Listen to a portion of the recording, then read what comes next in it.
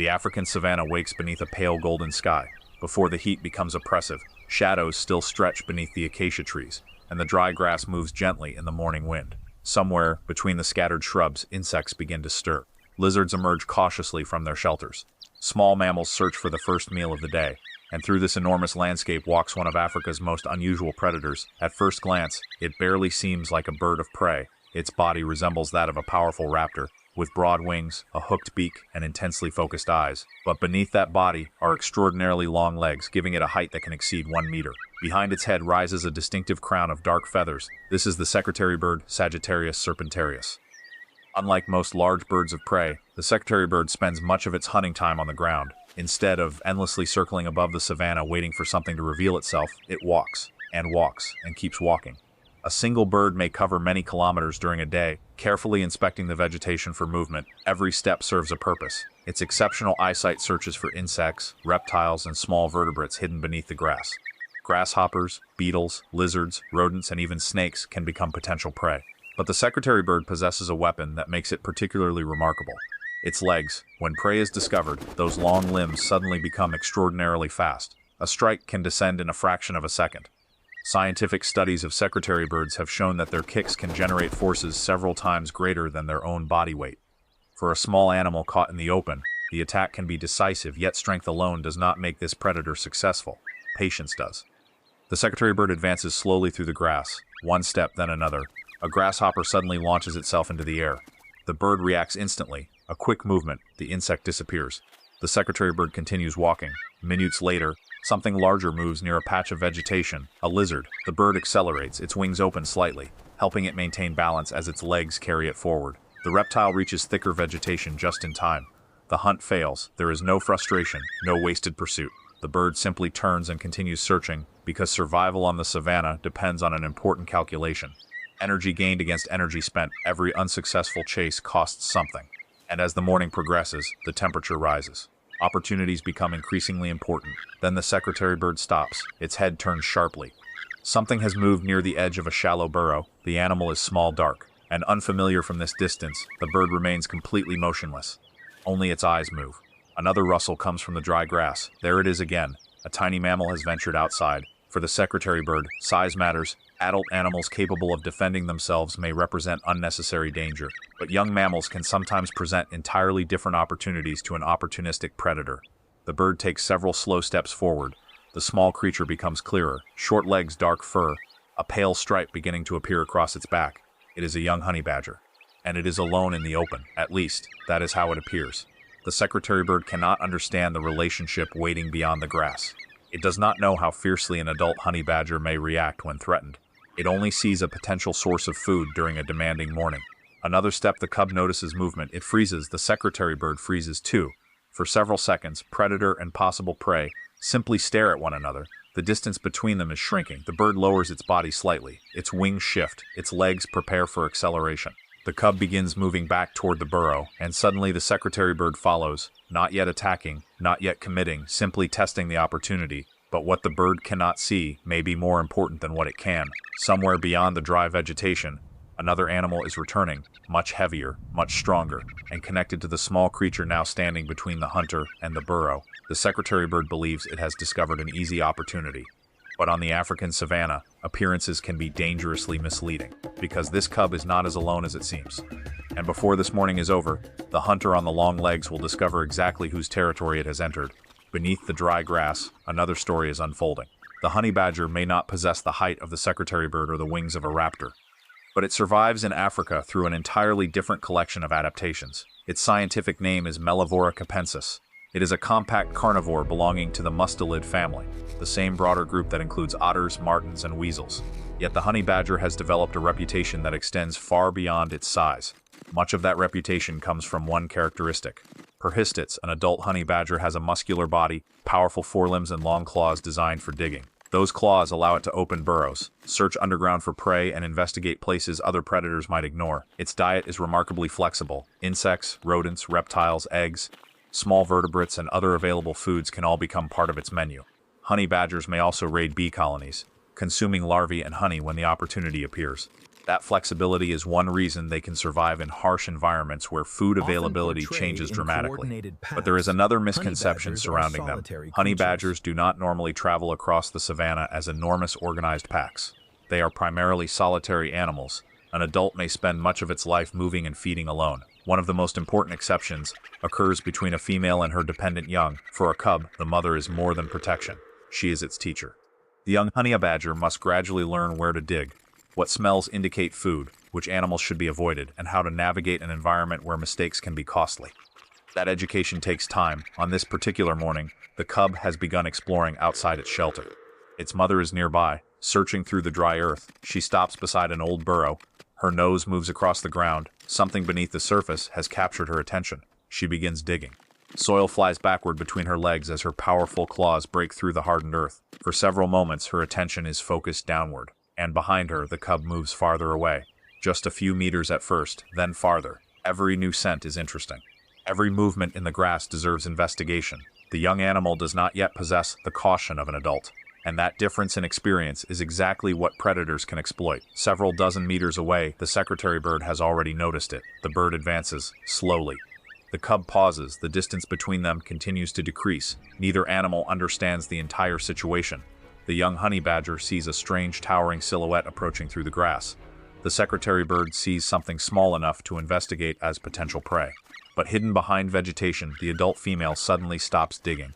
Her head rises. The soundscape has changed. The cub is no longer moving normally. A mother does not need to understand exactly what has happened before becoming alert. She turns. Through openings in the grass, she catches movement. Long legs, gray feathers, a large bird.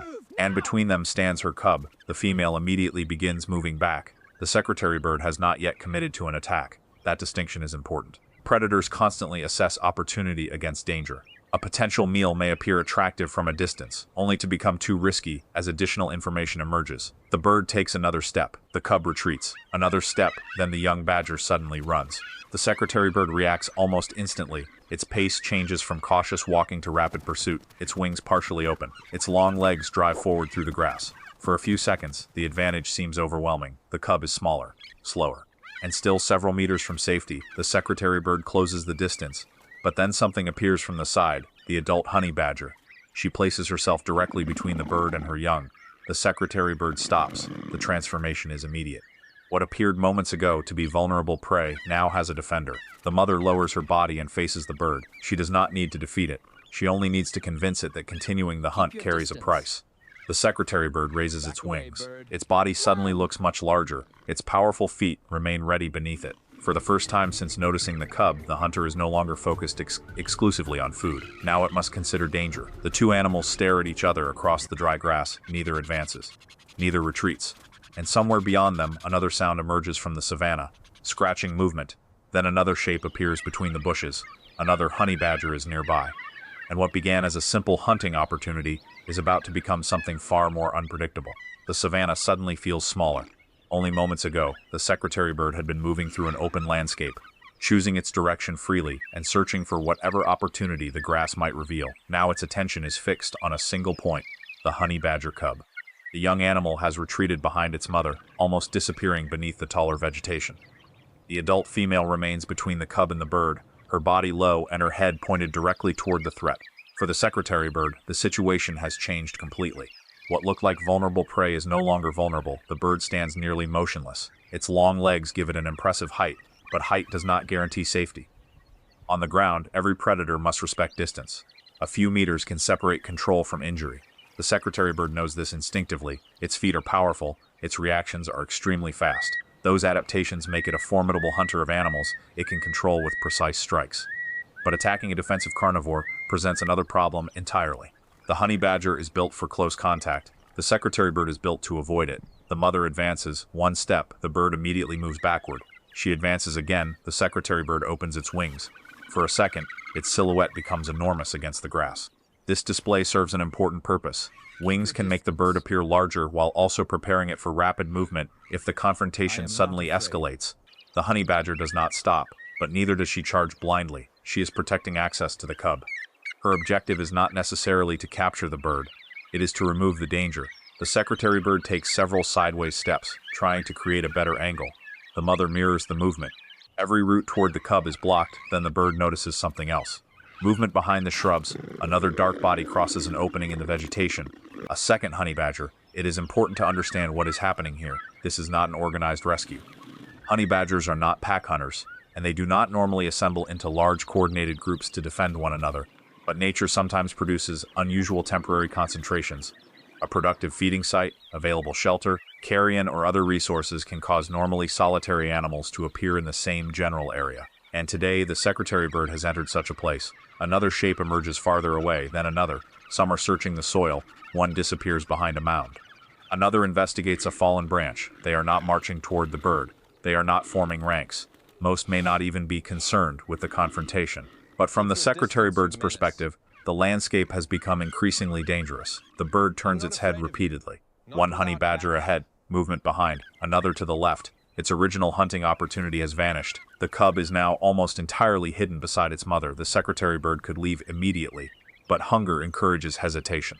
The morning has already included unsuccessful attempts. A predator does not abandon calories easily. The bird takes another cautious step to the side. The female honey badger responds immediately. She rushes forward. The secretarybird jumps backward, spreading its wings and gaining a small amount of height before landing several meters away. No contact occurs, but the warning is unmistakable. The mother advances again. The secretarybird raises one foot. For a moment, both animals display the weapons that evolution has given them. Claws against claws, powerful jaws against a lightning-fast strike. Yet neither weapon is used, because successful wild animals do not survive by fighting every possible opponent. They survive by understanding when a confrontation is unnecessary, then the wind changes. The secretarybird turns its head. A scent, a sound, or perhaps simply movement reveals still more activity around the feeding area. Several honey badgers are scattered across the landscape. Not 30 animals attacking together, not an army, but enough independent individuals to make the ground increasingly unpredictable. The secretarybird begins walking away from the cub. The mother follows for several meters. The bird moves faster. So does she. Now something unexpected happens. The secretarybird is no longer hunting. It is being pushed from the area, its wings open again, but there is not enough clear space immediately ahead for an effortless takeoff. Tall grass, uneven soil, and shrubs force it to keep moving on foot. The mother continues behind it. Another honey badger appears farther ahead. For the first time that morning, the secretarybird finds itself caught between two uncertain directions. The predator stops, looks left, then right. And suddenly, the animal that approached this place searching for an easy meal has only one priority remaining: finding a safe way out. The secretarybird has made its decision. The cub is no longer worth the risk, but deciding to leave and actually escaping are two very different things. Ahead lies a patchwork of tall grass, exposed soil, and thorny shrubs. Behind the bird, the mother honey badger continues advancing just far enough to keep pressure on the intruder. She is not trying to conduct a prolonged pursuit. Her objective is simpler: leave the threat away from her cub. The secretarybird quickens its pace. Those enormous legs that normally carry it patiently across kilometers of savanna now become instruments of escape. For several meters, the bird runs, its wings open, then close. Open again. A secretarybird is capable of flight, but its terrestrial lifestyle means that taking off requires space and momentum. In cluttered terrain surrounded by uneven ground and vegetation, immediately launching into the air may not always be the safest option, so the bird keeps running. Behind it, the female honey badger follows. Then another dark shape moves through the grass ahead. A second honey badger. The secretarybird changes direction sharply. This individual is not participating in some coordinated attack. It may simply be moving through the same resource-rich area. But the bird cannot rely on that distinction. Every unfamiliar honey badger represents uncertainty, and uncertainty is dangerous. The secretarybird stops for less than a second. Its eyes scan the surroundings. Another animal crosses farther away. Then movement appears near a termite mound. The landscape seems increasingly filled with potential threats. This is how the image of 30 honey badgers can be understood scientifically.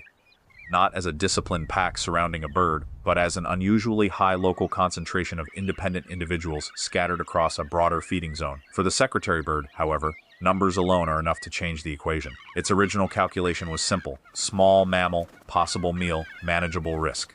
Now the equation is completely reversed. No meal, multiple adult carnivores, increasing risk of injury. And for a wild predator, even a relatively minor injury can become catastrophic. A damaged leg could reduce hunting efficiency. A damaged wing could compromise escape. A wound that appears survivable today might become infected tomorrow. Natural selection does not reward unnecessary bravery.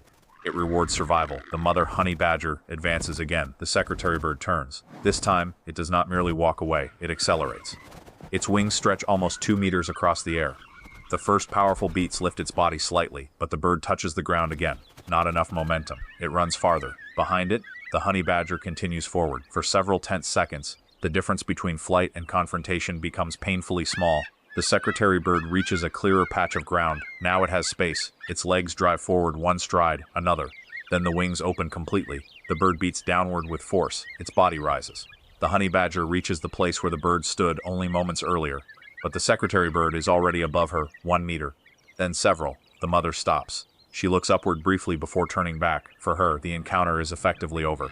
Her cub remains alive. That is what matters, but the secretary bird does not immediately disappear. It flies toward a nearby acacia and lands high enough to observe the ground below. From this safer position, the entire situation becomes clearer. Honey badgers are moving through different parts of the area. Some are digging, others are traveling between patches of vegetation. Most show no interest in the bird whatsoever. There was never an organized army, there was never a coordinated plan. The secretary bird simply encountered the wrong prey, at the wrong place and at the wrong moment. Below, the mother returns to the cub. The young honey badger emerges cautiously. It approaches her. Within moments, both begin moving toward thicker vegetation. The danger has passed. But the secretary bird remains on the branch. Its head turns slowly from side to side. Predators learn through experience. An unsuccessful attack is not necessarily wasted energy if it provides information that prevents a greater mistake in the future. The bird has discovered something important about this particular section of savanna. Potential prey here may come with consequences. Eventually, the secretary bird leaves the tree, but instead of returning toward the honey badgers, it glides in the opposite direction and lands hundreds of meters away. Once again, its feet touch the African earth. Once again, it begins walking. The hunter has escaped, the cub has survived, and there was no need for either species to destroy the other. Yet the morning is not finished, because before the sun reaches its highest point, the secretary bird will encounter another opportunity. One that will reveal why abandoning the honey badger was not an act of defeat, and one of the smartest decisions a predator can make. Hours have passed since the encounter. The African sun now hangs high above the grasslands, washing the landscape in harsh light. Heat rises from the ground in shimmering waves, and many animals have already begun searching for shade. But the secretary bird is still hunting. Its encounter with the honey badgers cost energy, but not something far valuable. It escaped without injury. And in the wild, that can represent victory. The bird walks slowly across another stretch of open grassland, several hundred meters from the place where it attempted to approach the honey badger cub. Its behavior appears almost unchanged. Head forward, eyes searching.